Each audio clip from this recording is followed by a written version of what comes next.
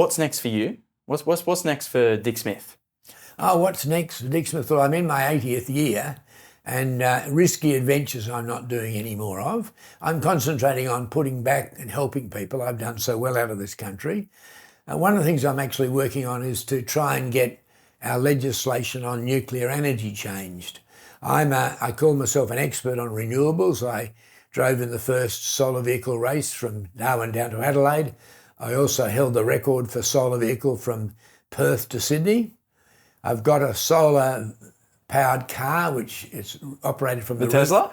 I've got a Tesla, but it's a Nissan Leaf that is solar-powered because it has to have separate solar cells on the roof and then a completely separate battery in the garage, because when the car's out driving during the day, it's not charging from the cells.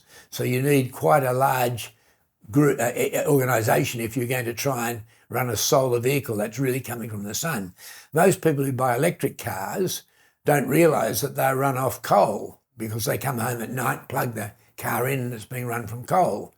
So my little Nissan Leaf is being run from solar cells to an extra battery, and then that extra battery is used to charge.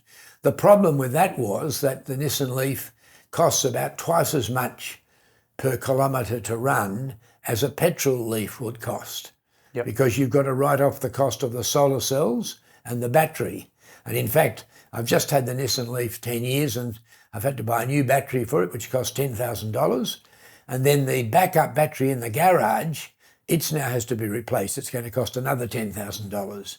So I know the restrictions of renewables.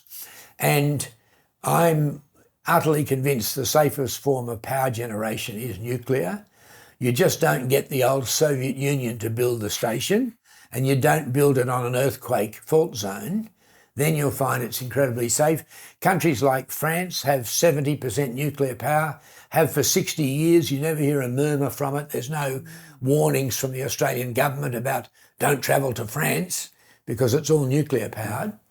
And I just think the longer we delay changing the legislation, we're the only country in the world, in the OECD world, that has legislation that says we mustn't use nuclear.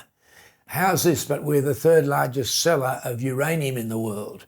I mean, talk about hypocrisy. We sell all this uranium, we mine it, we make a fortune from it, but then we say, oh no, but you shouldn't be using it. So I'm utterly convinced that we have to do something about climate change. It's very serious. I'm very concerned for my grandchildren. And the only way I believe the world will be able to do this is certainly put renewables in where you can, but there needs to be a form of backup, and that needs to be nuclear. Every country will have to embrace it. It's incredibly safe. There's huge reserves of uranium. You can get uranium out of seawater. Can you? So, yeah, so when we go swimming, we're swimming in atoms of uranium. Wow. And it's just more expensive to get out of seawater. There's, I think, 30,000 years worth of uranium in seawater alone. That's incredible. But these are the things you don't hear.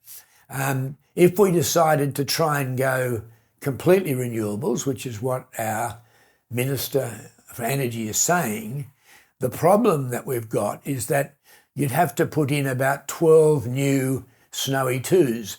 12 magnificent valleys on the east coast will have to be flooded with water, and you need a dam upstream and a dam downstream, which is going to be where everyone lives.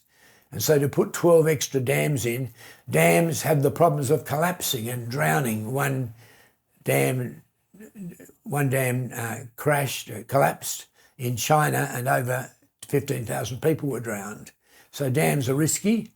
And the environment would be affected, right, when you flood the land. And one of the problems with the pumped hydro, one dam has to be empty, so nothing can grow there. So it's just mud, and then it all erodes. Yeah. So it's just a terrible problem.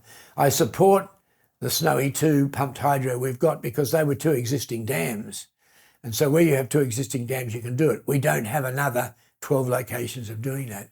So I'm helping a young chap called Will Shackle, who would be great if you could do a podcast with. Yeah. He's 17 years of age. Good on you. He runs something called Nuclear for Australia. He's as bright as anything. He's just come back from the big conference in the United Arab Emirates. Is that COP28? Yep. He's just come back from that. He even met the French president there. Good on you. Quite amazing young bloke. And It's all very well for people of my age because we're not going to suffer from climate change. We won't be around. But for young people, I think it's important that the whole world embraces nuclear.